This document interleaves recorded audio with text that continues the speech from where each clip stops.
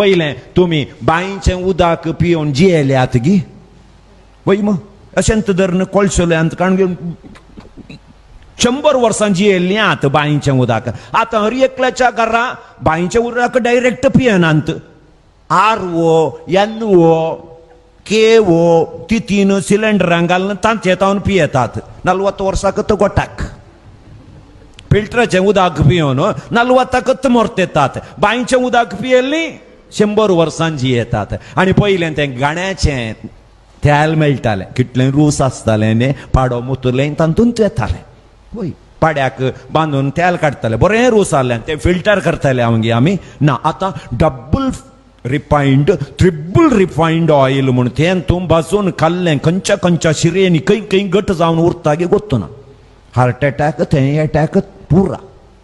पयलें तुमी ल्हान आसतना इंगळो आल्लो मग पेस्ट आल्ली मा नाने येदो व्हडलो इंगळो तोंडान घालो गरा गरा गरा गरा साबले ಉಜ್ಜಿಲೆಂತ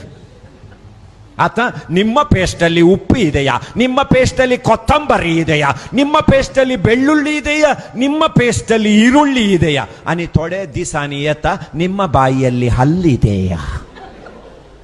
कित्याक पेस्टी सुमारात दांत घासूंक दांत नात